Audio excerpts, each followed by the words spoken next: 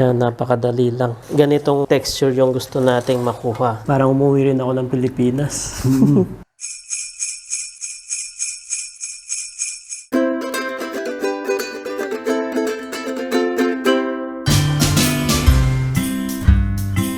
Mayong adlaw mga kahigalaan, ako si Chakoy. Ako si Mark. And welcome sa Wandering Kusina. So today's episode mga ka-wonders, yung lulutuin natin is pang Pasko or panghandahan. That's right, excited ako Yes. dito kasi ito yung Kalamay Ube. Yes, ito yung purple Yam. yam. Oh, purple yam. Purple Yan. yam. Kala nyo, sa Pilipinas lang may ganito. Oh, imported po to, galing pa tong Yes. Pilipinas. So ngayon, lulutuin ko yung authentic na ginagawa ng mga tita ko dito. Yung Tita mo sa Pampanga. Oo, yung mga tita ko, yung lola ko dati, yung ginagawa nila. Alright, so ito ang process ng ating Kalamay Ube. Okay mga ka-wonders, yung una natin gagawin, papakuluan natin yung ating mga ube. So bago ko to pinakuluan mga ka-wonders, hinugasan ko to ng maayos. So yung tubig niya mga ka-wonders, kung makikita nyo, halos malubog yung ating ube sa water niya. So and then, babalikan natin yan pag malambot na. Yan, so mga ka-wonders, after 10 minutes, ganyan na yung itsura ng ating ube. Tignan natin kung malambot na siya. So medyo matigas pa, hindi pa dumidiretso yung pangtusok natin. Ayan mga ka-wonders, so malambot na yung ating ube. Tatanggalin na natin dito sa ating tubig mga ka-wonders. And then sunod na natin yung ating next process.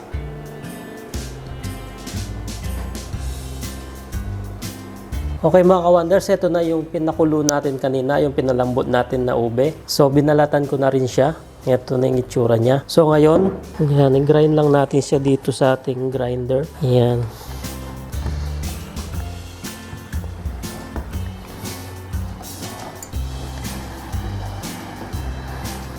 So mga ka-wonders, kung wala kayong ganitong pang-grind, pwede rin yung pang-gadgad ng papaya. Yun, pwede rin yun. Ganyan lang. Kung may mas pino pa na pang-gadgad kayo, yung mas pino pa yung gamitin nyo para pinong-pino yung ating kalamay. Yan, napakadali lang.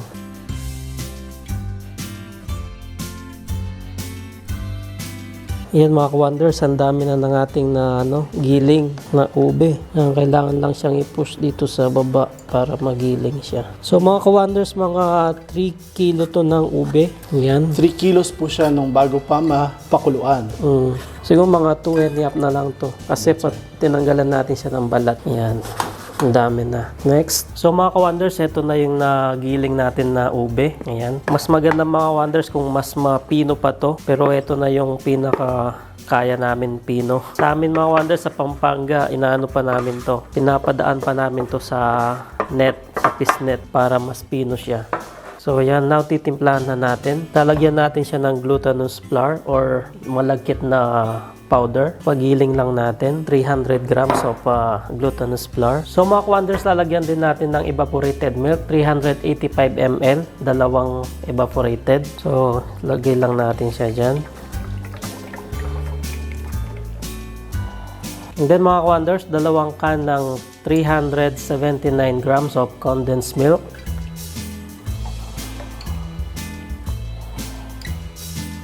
And then mga ka-wonders, later, babanlawan natin tong lata na to para pang sabaw din siya. So mga ka-wonders, ihalo lang natin siya ng maayos. Ayusin lang natin yung paghalo para ma-mix lahat yung ating mga ingredients na linagay.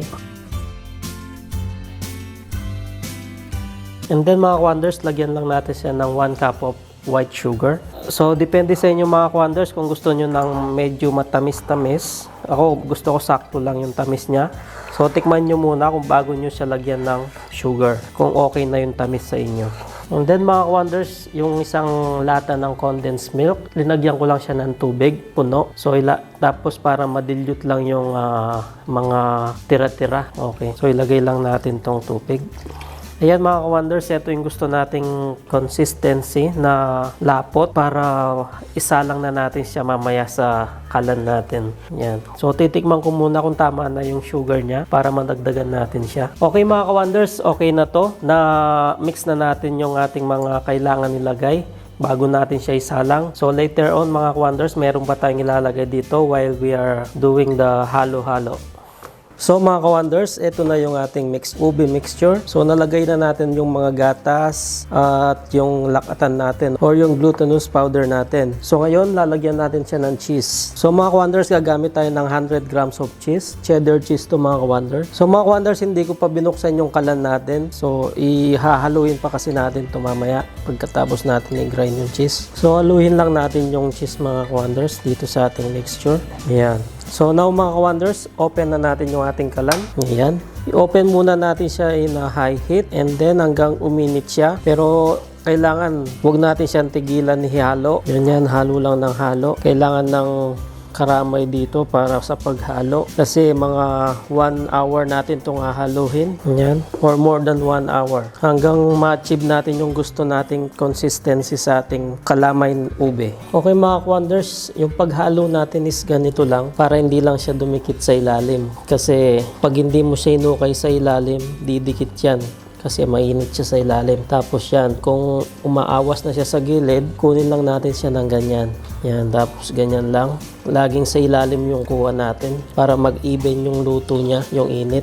Ayan mga ka-wonders, medyo natuyo na yung ating kalamay. So, lalagyan natin siya ng butter. So mga ka-wonders, sa mixture natin na to, gagamit tayo ng butter ng 250 grams. So, ilagay na natin.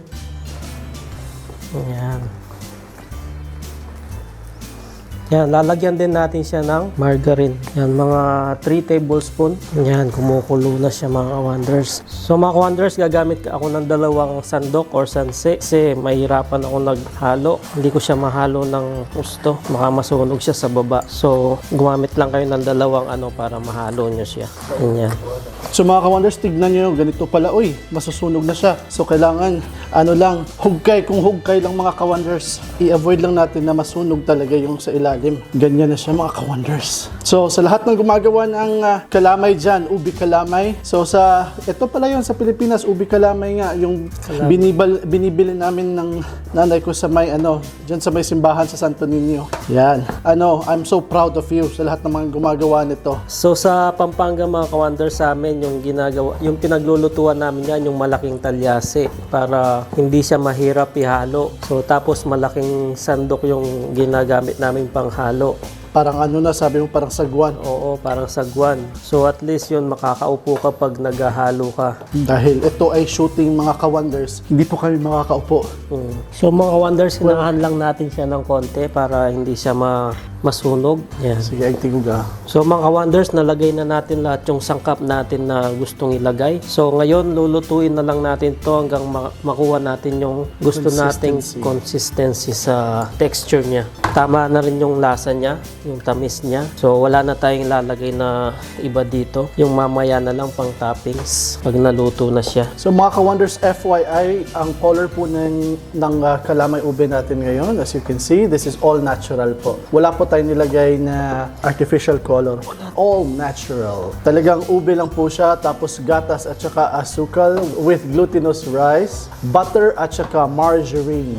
And sugar. And sugar. So mga wonders, tumitigas na siya. Ang hirap na niyang aluhin. Makita nyo, 2 na kami. Alternate mo kami sa paghahalo. Yes, kung gusto nyong kumain ng masarap, Dapat pagpaguran. Pagpaguran talaga. Yan mga wonders, medyo tuyo na yung natin, kalamay na ube. Yes. Tingnan nyo, sumasama na siya lahat. Pero hindi pa to yung gusto nating makuhang texture. Siguro mga 1 hour more. Ayan mga wonders, update. Medyo tumitigas na siyang masyado. Oo. Mahirap na siyang haluhin. Tingnan nyo yung paghalo natin mga ka-wonders. Halos sumasama na lahat pag hinahalo. So, sabi ni Chef Mark, okay na to at tapos na to. Pag ginaganyan natin, isasama na siya lahat. Ngayon, hindi pa. So, dapat ang achievement natin dito is talaga siya, maging buo siya. Isa siyang buong mixture na pag inangat natin, Sasama lahat. yes, ngayon hindi pa siya. Tsaka mag-oil yan siya pag luto na siya. Oo. Lalabas yung oil niya. Yeah. Kikintab yung niya, yung itsura niya. Oo. Yan, medyo kumikintab na siyang konti. Tingnan nyo. Kaso hindi pa siya sumasama lahat pag inangat natin buo. Malapit na yan. Konting halo na lang. Oo. So, honestly, we have been mixing like for more than an hour. So, alternate kami ni Chef Mark sa pag-mix nito. So, again, we are so proud sa lahat ng mga gumagawa ng kalamay dyan. Ube Kalamay. Yes, sana makakita tayo pagpunta natin ng Pampanga na may gumagawa nito, ano? So malapit na ito mga ka-wonder. Siguro mga, after 24 years. Yan, malapit na. So ang heat nito, just for your information, high heat. So, nakabutane kami. So, I'm not certain kung ano ang heat nito pagkahoy, Chef Mark. High heat din? Pagkahoy, ano naman yan, continuous yung init niya. Pagkahoy kasi yung kahoy na linalagay mo, nagiging baga siya. So may apoy talaga o baga lang? May apoy na siya, pero pag medyo paluto na siya, hinihinaan ako, baga na lang yung konti na lang yung apoy na lalagay natin. Okay. Yun, malapit na to. Yan. Isipin nyo na lang na nag-workout kayo. Arms, shoulder, workout. Tapos dapat naka-stomach in kayo. Walang biro, naka-stomach in po ako ngayon. Iniisip ko na lang to na ito na yung workout. Sa lahat ng luto namin, after 2 years of cooking, or more than 2 years of cooking, ngayon lang ako nakaluto ng ganito katagal sa paghalo at may kasamang workout. Effort talaga. Pero ang sarap nito mga ka-wonders. Yeah. So PM lang kung gustong mag-order. Kayo lang maghahalo ha. Oo. Bibigyan namin kayo ng sangkap. So mga ka-wonders, tignan nyo. Ito yung pinaka-latest update mga ka-wonders. Malapit na po itong maluto. So makakarga na po natin halos lahat. Of course, mabigat siya. So mag-disintegrate siya. Maghihiwalay siya. Pero tignan yung pag ginano natin. Oo. Maano na natin siya buo. So ito na po yung pinaka-latest update dito. So, after 1.5 hours? Yes. Almost more than 1.5 hours na po tayong naghahalo. Oo. Yan. So, ito po. Yan. Nagaganyan na natin. Kanina hindi pa natin yung magaganyan. So you can see mga ka-wonder, kumintab yung niya, yung itsura niya. Oo. Yan. Mas lalo siyang kumintab.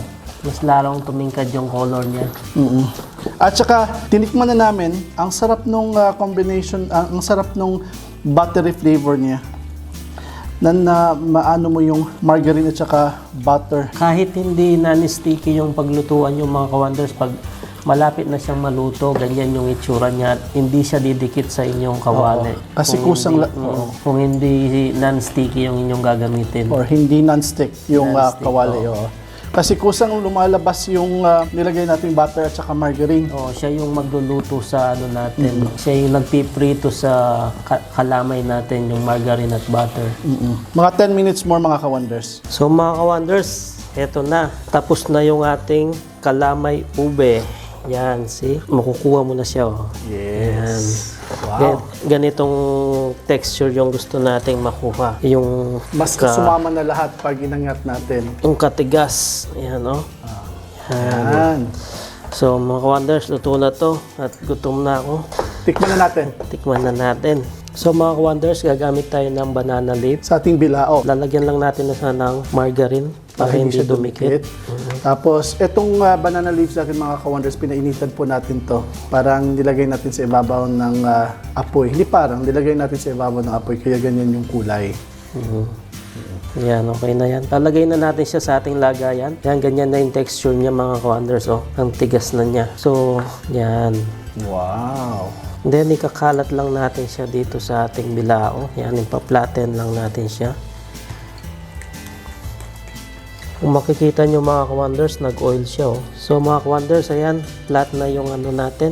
Pantay na. Pantay na. Oo, pantay na siya. Okay na, okay na yan. So lalagyan natin to ng cheese mamaya pag lumamig na. So mga ka-wonders, hindi ko muna siya lalagyan ng toppings kasi mainit pa siya. Kasi pag linagay natin yung cheese na mainit, malulusaw siya or matutunaw. So pag malamig na, doon natin siya lagyan ng toppings. So mamaya, tikman na natin to. So mga ka-wonders, yan. Ito na ang Kalamay Ube with cheese. After 2 hours of paghalo, no? Yes. Grabe. Nagpo-form siya kasi matigas talaga siya. Kasi kung kulang to sa luto, magpa-flatten yan. Hindi siya gaganyan na magpo-form yung shape niya. Oo. Talaga. So ngayon, tikman na natin with the cheese. Although may cheese na itong konti na hinalo natin kanina, but this one, tikman natin. Talagang may cheese siya na binulbon natin sa ibabaw.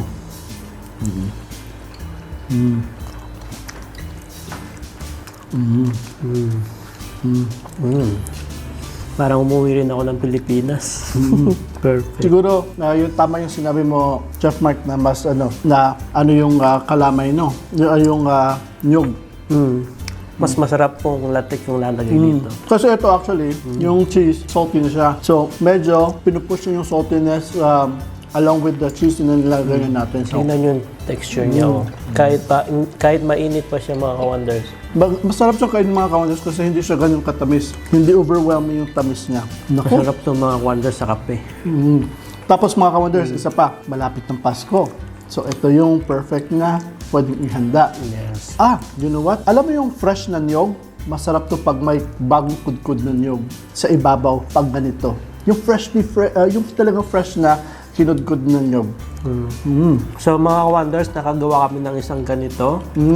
Yan. Tapos dalawang. At saka dalawang ganito. Yan. So sa 3 kilos. Oo, 3 kilo na to. Tapos yung konting nasa platito. Yan. So pwede rin itong pangregalo mga ka-wonders sa Pasko. That's right. Kung gusto nyo regaluhan yung mga family members nyo or mga kaibigan nyo. Office mates nyo. Yan, ito na. Pwede din pang negosyo. So, Merry Christmas in advance sa lahat ng mga nanonood sa atin. Ito na yung pwedeng pamasko, pang dessert sa inyong hapagkainan sa Noche Buena. So mga ka-wonders, that's our episode for today. Kalamay Ube. Yan. So, if you're new to the channel, please don't forget to subscribe to Wandering Kusina's YouTube channel. At saka click that notification bell. Select all para updated kayo sa lahat ng mga bagong videos namin. Meron din tayong social media account. Meron tayong Facebook and Instagram. That's right. Follow us on Facebook and follow us and like our pictures sa Instagram. So mga ka-wonders, daghang salamat sa pagpapanood sa aming channel at sa lahat ng sa mga suporta nyo at saka sa pag-comment nyo. Daghan kaayong salamat. And dito na lang muna. So ako si Chokoy. Ako si Mark. Stay cool, stay safe, and peace. Salamat. Grabe. Thank you po sa recipe, Tita D. Yan. Tita D. Nakikita na rin ako kahit hindi ko kilala si Tita D. But Tita D, salamat. Yan. Sarap. Ito. Sinunod ko yung sinabi mo na ingredients. So, perfect.